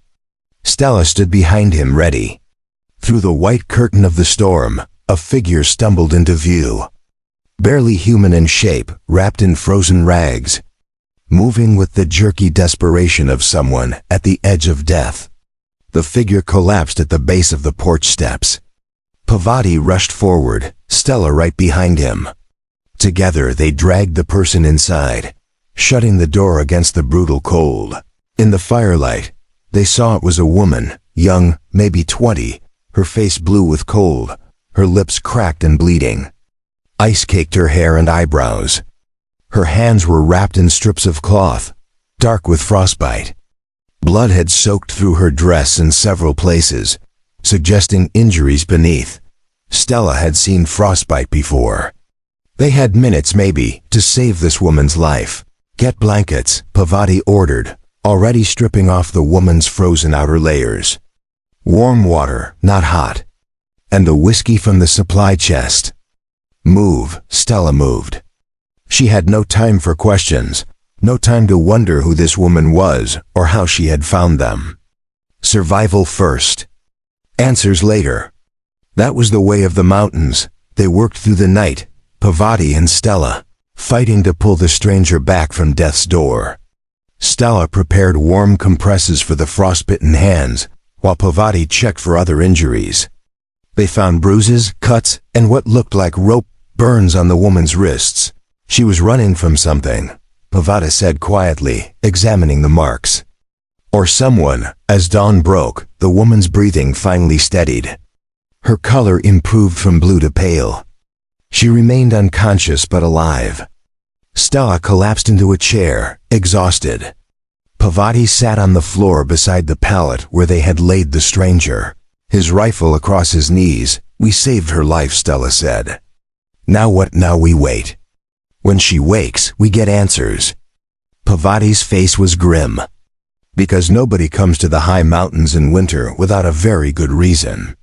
And very good reasons in the wilderness are rarely anything but trouble. The stranger woke on the third day, her eyes fluttering open to find Stella sitting beside the pallet with a cup of warm broth. The woman jerked back in fear, her damaged hands reaching for something that was not there. A weapon perhaps, or simply the instinct to protect herself. You are safe, Stella said gently, keeping her voice low and calm.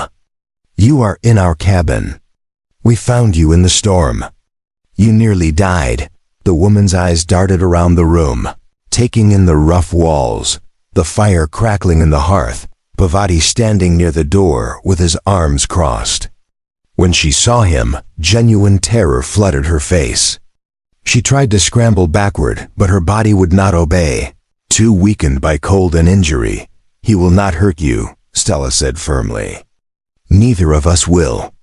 But you need to drink this, and you need to tell us who you are and what you are running from. The woman's lips trembled. Her voice came out as barely a whisper. My name is Catherine Marlowe. I was promised to a man in Denver. A wealthy man. She paused, swallowing hard. He said he loved me. He said he would give me a good life.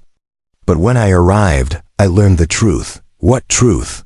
Parvati asked from his position by the door, that he already had a wife. That I was not to be his bride, but his property. To be kept in a house on the edge of town, hidden away, used when he wanted. Catherine's hands shook as she accepted the broth from Stella. When I refused, when I tried to leave, he locked me in a room. Said I owed him for my travel, for my keep. Said I would work off the debt one way or another. Stella felt rage kindle in her chest. She knew this story. Had heard variations of it in every town she had passed through. Women promised one thing, delivered into another, trapped by debt and shame and the law that favored men.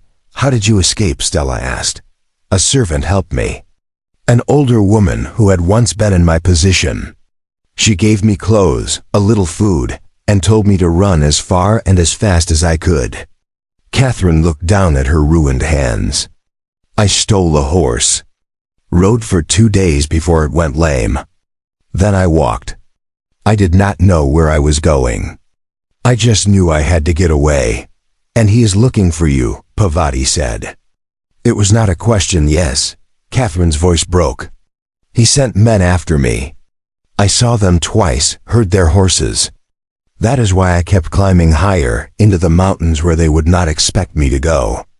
I thought I would rather freeze to death free than go back to that house. The room fell silent except for the crackle of the fire. Stella looked at Pavati and saw her own thoughts reflected in his eyes. They could turn Catherine out, send her on her way when she was strong enough, avoid the trouble that was surely coming. Or they could do what was right, even if it brought danger to their door. You will stay here until you are healed, Pavati said finally. When spring comes and the passes are clear, we will help you reach a town where you can start fresh. Somewhere far from Denver, but the men, Catherine whispered. If they find me here, then they will answer to us, Stella said, her voice hard. You are under our protection now, Catherine began to cry, silent tears streaming down her face. Thank you. I have no way to repay you. We do not ask for payment, Pavati said. We ask only that you work as you are able, and that you tell us the truth about everything. If we are to protect you, we must know what we face. Over the next week, Catherine slowly regained her strength. Stella tended her frostbitten fingers with poultices made from the herbs Pavati had gathered, wrapping them carefully each day. 2 fingers on her left hand were too far gone, the tissue black and dead. Pavati examined them with grim expertise. They must come off or the rot will spread, he told Catherine bluntly. I have done this before. It will hurt. But you will live, do it, Catherine said, her jaw set. I have endured worse. Stella held Catherine's other hand while Pavati worked with a sharp knife heated in the fire. Catherine screamed into a leather strap placed between her teeth, her body rigid with pain. But she did not faint, did not beg him to stop. When it was done and the wounds were cleaned and wrapped, she lay pale and shaking, but alive. You are braver than you know, Stella told her that night. No, I am just stubborn. Catherine managed a weak smile. My mother always said stubbornness was my greatest fault. Now it might be what saves me. As Catherine healed, she began to help with small tasks around the cabin. She could not chop wood or carry water, but she could mend clothes, prepare vegetables, watch the fire. She was grateful for every task, treating each small contribution as a debt repaid.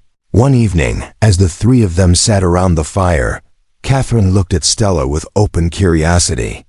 How did you come to be here? With him, she gestured to Pavati. Forgive me for asking, but it is unusual, Stella told her story simply. The auction in Fort Morgan. The rejection. Pavati's choice. The month of learning and working and slowly building something that felt like home. So you were also running, Catherine said quietly. From a life that did not want you, yes, though I did not know I was running until I stopped. Stella glanced at Pavati, who was working on a new pair of snowshoes. Here, I am wanted. For what I can do. For who I am. That is worth more than gold. Catherine nodded slowly, understanding in her eyes. Then I will try to find that too. Someplace where I am wanted for myself. The peaceful days did not last. 2 weeks after Catherine's arrival, Pavati returned from checking his trap lines with news that made Stella's blood run cold. 3 riders had made camp in the valley below. He had watched them from a distance, noting their expensive gear, their well-fed horses, their rifles. They are searching in a pattern, Pavati said, moving methodically up the mountain. They will reach us in 2 days, maybe 3. What do we do? Stella asked. We prepare. We decide how far we are willing to go to protect her. Pavati looked at Catherine, who had gone pale. Because if they reach this cabin and we refuse to hand you over, there will be violence. I will go, Catherine said immediately. I will walk out and meet them. Tell them you knew nothing, that you found me half dead and were sending me on my way. No, Stella said sharply. They will kill you or worse. We do not sacrifice people to avoid trouble, but I cannot ask you to fight for me. You barely know me. We know enough, Pavati said. We know you ran for your freedom. We know you chose to risk death rather than live as property. That is all we need to know. They spent the next 2 days preparing. Pavati moved supplies to the root cellar, creating a hiding place if needed. He positioned extra weapons at strategic points around the cabin. Stella practiced with her rifle until her shoulder was bruised, but her aim was perfect. Catherine, despite her injured hands, loaded ammunition and prepared bandages in case there was bloodshed. On the 3rd day, the riders arrived. Stella saw them first from the window, 3 men on horseback, picking their way up the trail toward the cabin. They moved with the confidence of people who expected to get what they came for. Pavati stood on the porch, rifle held casually but ready. Stella took position just inside the door, her own weapon loaded. Catherine hid in the root cellar as they had planned. The riders stopped 20 feet from the cabin. The leader, a man with silver hair and expensive clothes, smiled in a way that did not reach his eyes. Good day, friend. We are looking for a woman. Young, dark hair, traveling alone. Have you seen anyone matching that description? No, Pavati said simply. The man's smile tightened. That is unfortunate. She's a runaway, you see. Stole a horse and money from her employer in Denver. A thief and a liar. There is a reward for her return. I said no. I have seen no one. The man's eyes moved past Pavati to the cabin, to the smoke rising from the chimney, to the signs of habitation. You live here alone. That is my business. Another rider, younger with a cruel mouth, spoke up. The Indian is lying. I can see tracks. More than one person has been walking around this cabin. My wife, Pavati said calmly. She lives here with me, your wife. The silver-haired man's voice dripped with skepticism. How convenient. I think we would like to meet this wife. No, that was not a request, savage. The man's hand moved toward his gun. Step aside, or Stella emerged from the cabin, rifle aimed directly at the leader's chest. Her voice was steady and cold. Or what? You will shoot a man on his own property for refusing to let strangers into his home. That is called murder in every territory I know. The 3 riders froze. The leader's eyes widened as he took in Stella's size, her buckskin dress, the absolutely steady aim of her rifle. The younger rider sneered. So the Indian keeps himself a white squaw. Disgusting, and you keep yourself breathing by turning that horse around and riding away, Stella said. Because I do not miss at this distance, and I do not have patience for men who think they own people. We are looking for a criminal. No, you are looking for a woman who refused to be property. That is not the same thing. Stella took a step forward, her rifle never wavering. Now you have a choice. Ride away and tell your employer you could not find her. Or stay and see how well you shoot after I put a bullet through your shoulder. The tension stretched like a wire pulled too tight. The silver-haired man calculated, weighing the value of one runaway woman against the risk of dying on a frozen mountain. Finally he raised his hand, signaling his men to stand down. This is not over, he said. We will be back with the law. Bring them, Pavati said.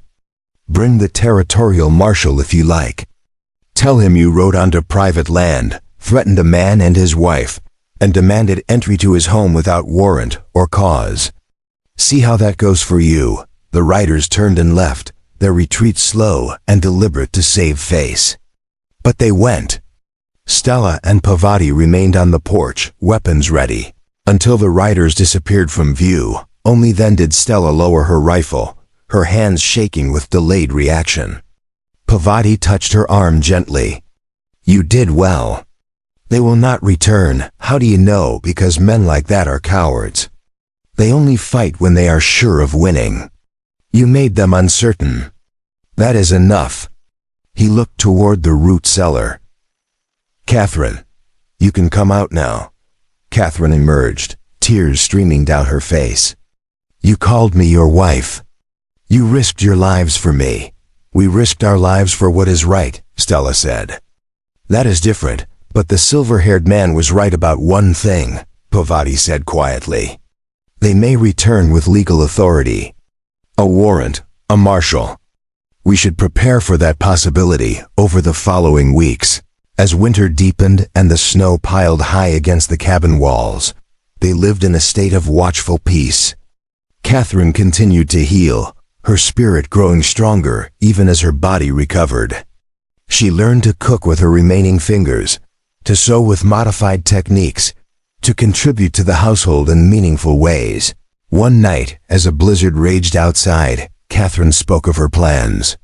"When spring comes, I want to go to California. I have heard there are opportunities there for women willing to work. I can cook, I can keep accounts. I will find a way. You will succeed," Stella said with certainty. "You have the strength for it.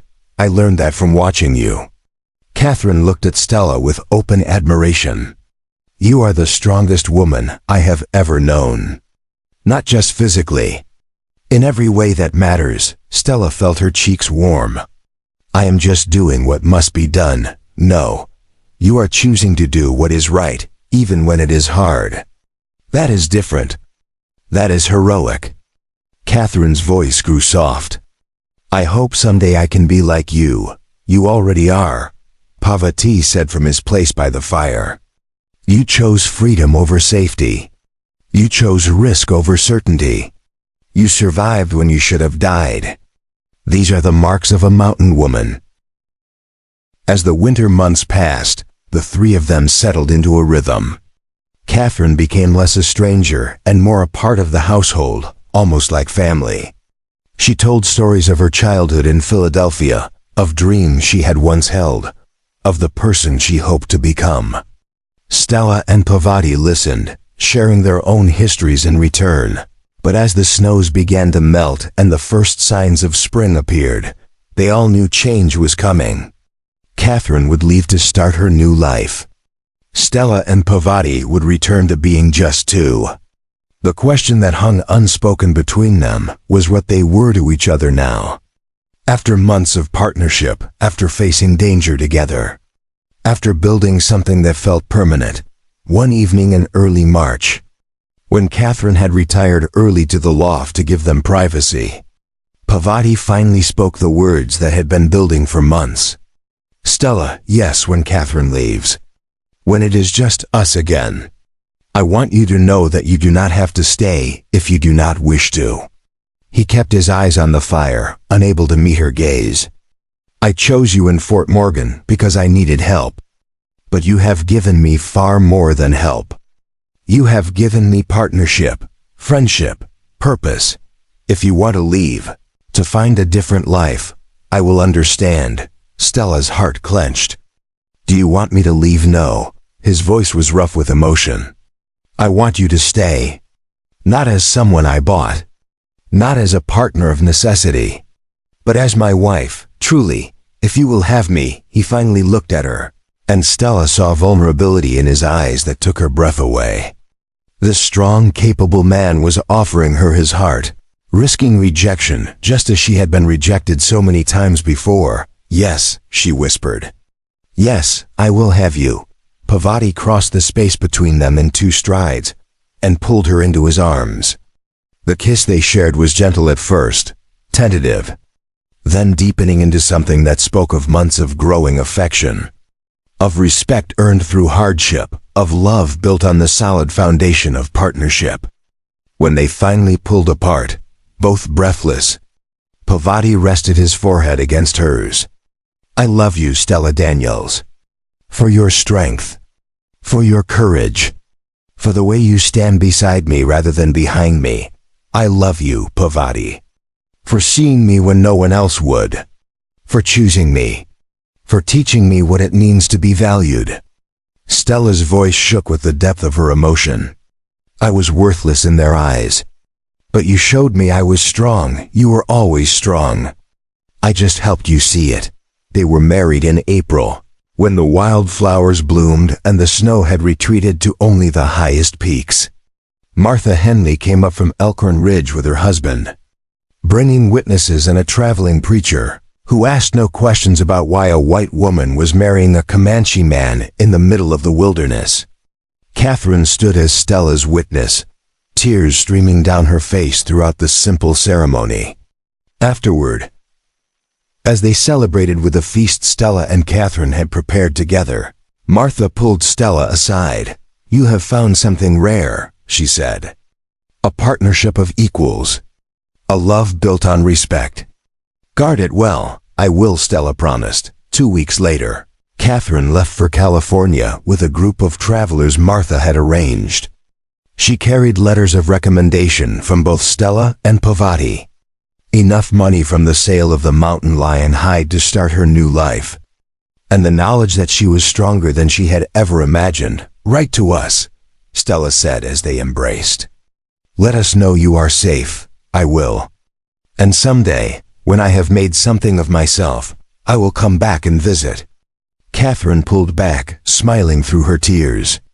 "Thank you for saving my life. For teaching me what real strength looks like." After she left, Stella and Pavati stood together on the porch, watching the trail long after Catherine had disappeared from view. The cabin felt empty without her presence, but also right, as if pieces had finally settled into their proper places. "Just us now," Pavati said, taking Stella's hand. "Just us," Stella agreed. The months that followed were the happiest of Stella's life. She and Pavati worked the land, hunted together, built additions to the cabin. In the fall, Stella discovered she was pregnant. The news filled them both with joy and terror in equal measure. "I do not know how to be a mother," Stella confessed one night, "and I do not know how to be a father. But we will learn together. As we learn everything." Pavati placed his hand on her still flat stomach. "This child will be strong.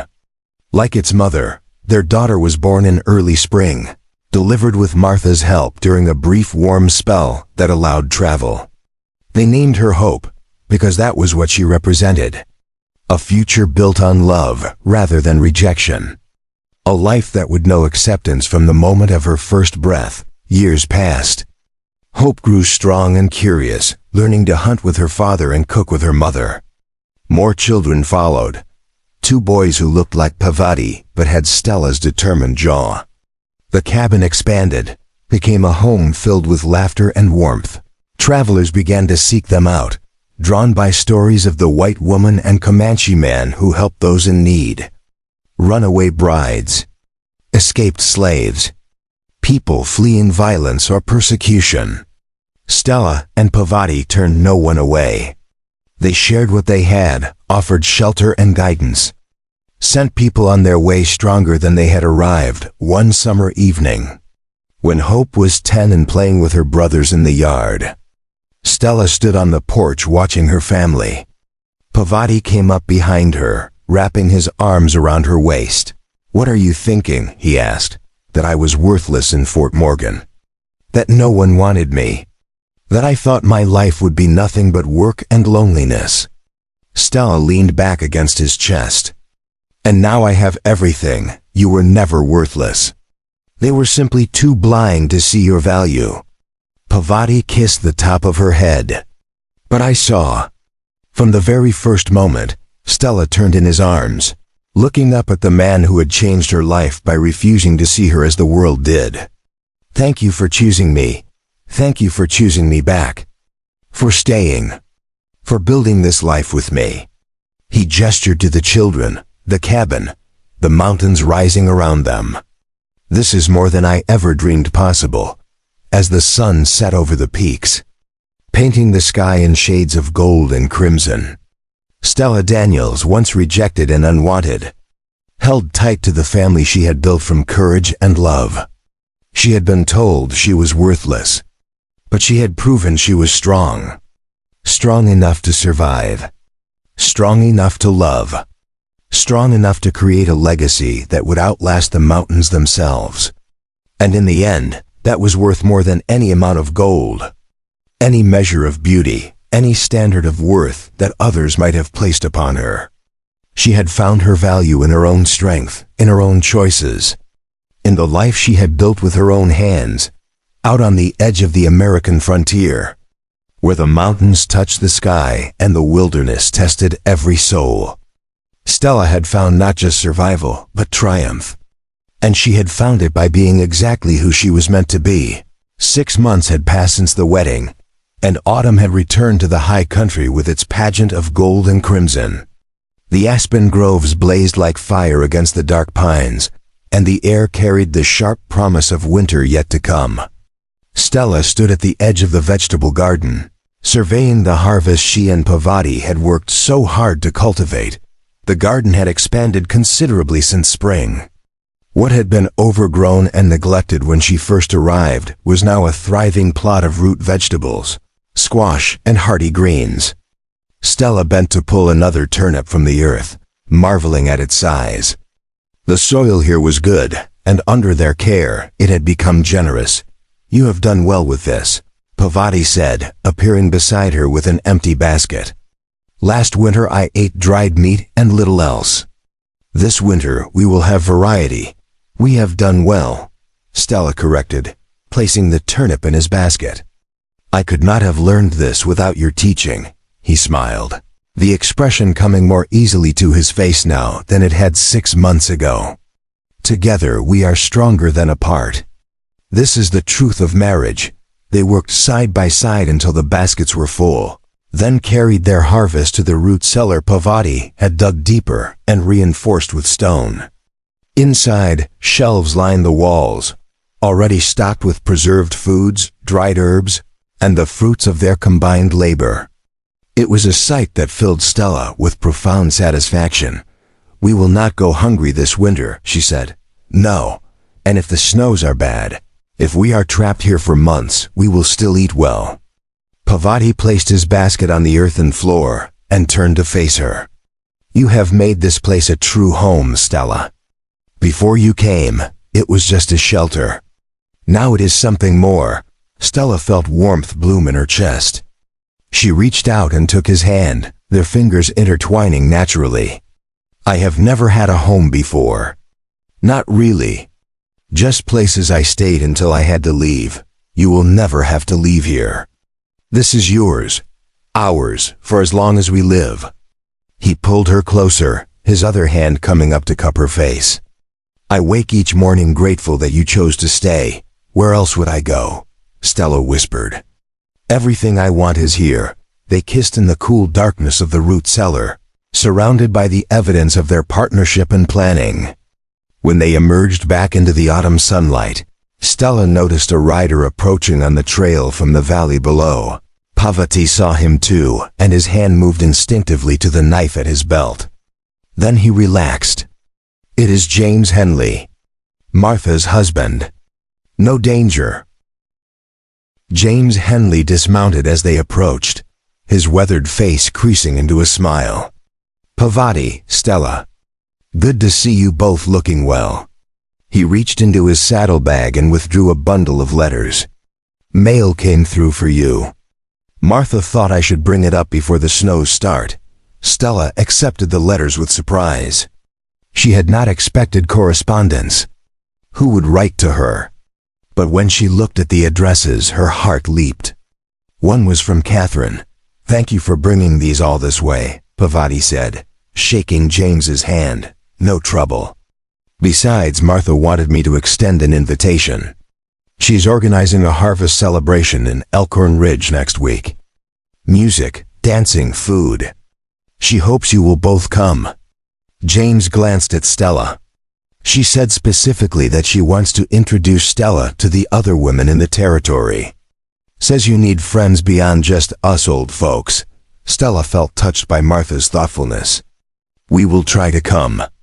If the weather holds, good. Martha will be pleased. James mounted his horse again. You two take care. Winter comes early in the high country. After he left, Stella and Pavati sat on the porch steps and opened Catherine's letter together. Stella read aloud, her voice catching with emotion as she learned of Catherine's new life in Sacramento. Dear Stella and Pavati, I am writing to tell you that I have arrived safely in California and have found employment as a bookkeeper for a shipping company.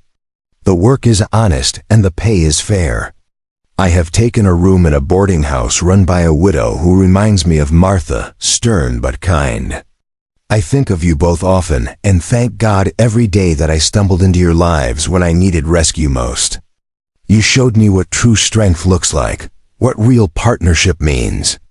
Because of you, I have the courage to start over. I am enclosing a small repayment toward the debt I owe you, though I know I can never fully repay what you gave me. With deepest gratitude and affection, Catherine. Inside the letter was a banknote, more money than they had spent on Catherine's care. Stella folded it carefully. We should send this back. She owes us nothing. No. We should keep it and use it to help the next person who needs refuge. That is what Catherine would want. Pavati stood and stretched. Come. There is something I want to show you before the light fades. He led her away from the cabin, up a winding path through the pines to a clearing she had not visited before. In the center stood a structure Pavati had been working on for weeks, always when she was occupied elsewhere. It was a sweat lodge, traditional in design, built from bent willow branches and covered with hides. I wanted to build this before winter, Pavati said quietly. In my culture, the sweat lodge is a place of purification, of healing, of prayer. I thought perhaps we could use it together. To mark the change in our lives. To honor what we have built, Stella walked around the structure, admiring the craftsmanship. It is beautiful. Will you teach me the proper way to use it? I will teach you everything. The prayers, the rituals, the meanings. He paused, then added, some white people might see this and say you are becoming Comanche. Others might say I am making you give up your own heritage. But I see it differently. How do you see it? I see two people creating something new. Not white, not Comanche, but ours. A life that honors both of our pasts while building toward a future that belongs only to us.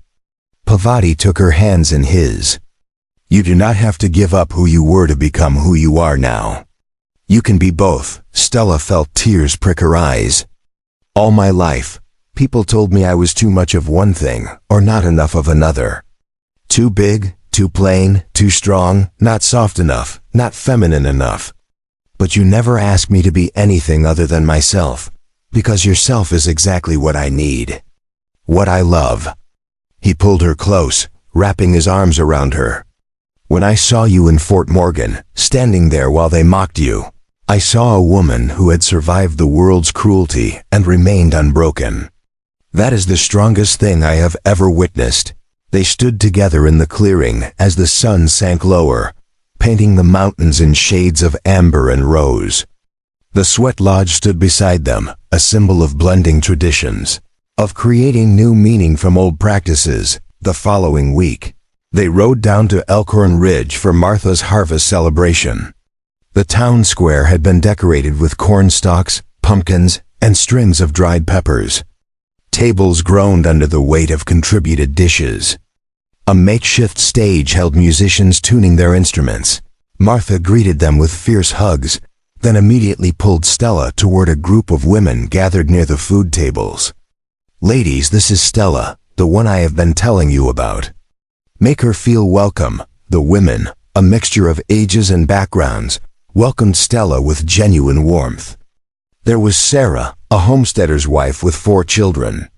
Margaret, who ran the boarding house. Elizabeth, the schoolteacher.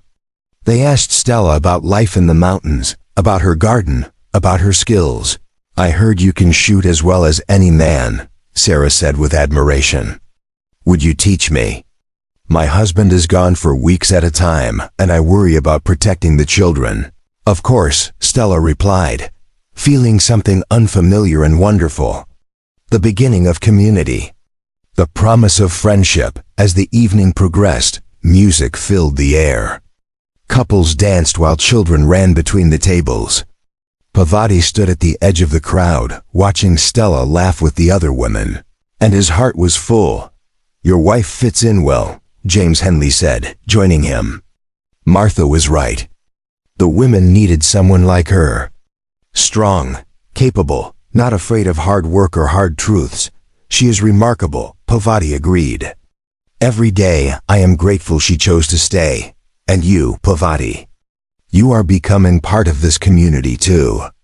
People are starting to see past the color of your skin to the content of your character. That is no small thing." James clapped him on the shoulder. "You are both building bridges. That matters more than you know." When the dancing began, Stella found Pavati and pulled him toward the floor despite his protests. "I do not know these dances," he said. "Neither do I. We will learn together. Just like everything else." Stella took his hand in his waist, guiding him into the simple steps. Around them, she was aware of some people staring, some disapproving. But more were smiling, nodding, accepting. They danced until the moon rose high and the evening grew cold. On the ride back to the cabin, with stars blazing overhead and the horse's breath misting in the chill air, Stella felt a contentment so deep it was almost painful. "Are you happy?" Pavati asked, his voice carrying clearly in the quiet night. "Happier than I ever imagined possible," Stella replied honestly.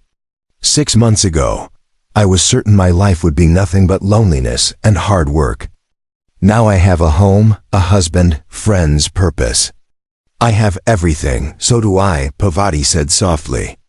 "So do I." Back at the cabin, they settled into their evening routine. Stella banked the fire while Pavati checked the animals one last time. When he returned, she was already in her nightdress, braiding her hair by lamplight. "Stella," Pavati said, his tone serious.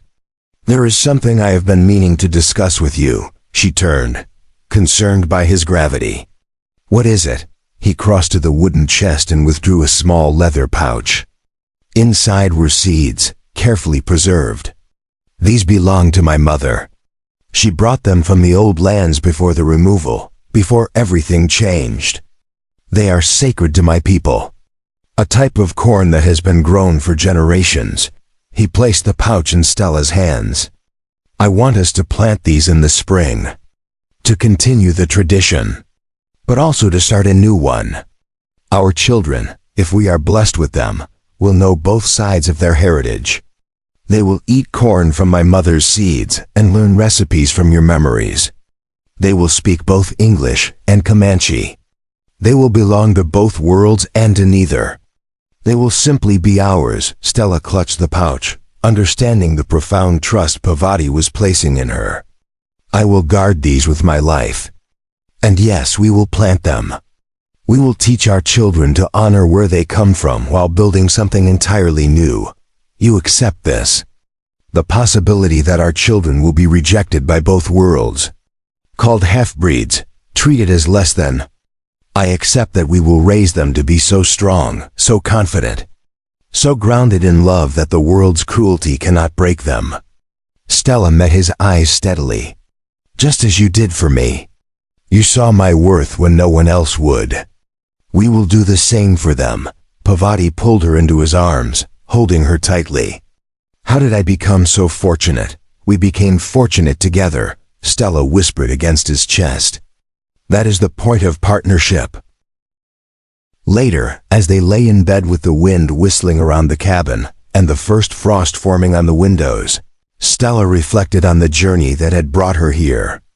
From Fort Morgan, where she had stood as the woman nobody wanted, to this moment, wrapped in the arms of a man who saw her as his equal, his partner, his love, Pavati, she whispered into the darkness.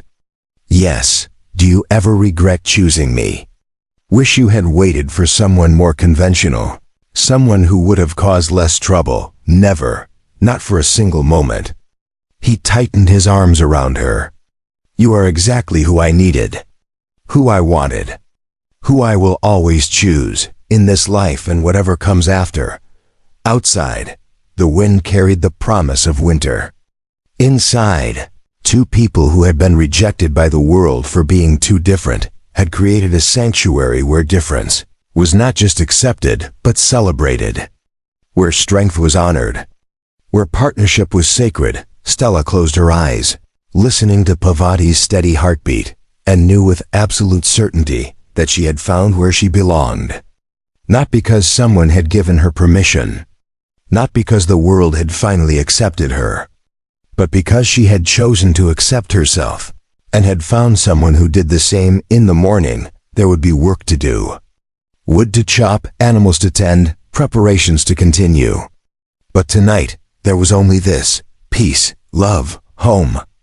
And for a woman who had once believed herself worthless, that was more valuable than all the gold in the mountains, all the beauty in the world, all the acceptance society could ever offer.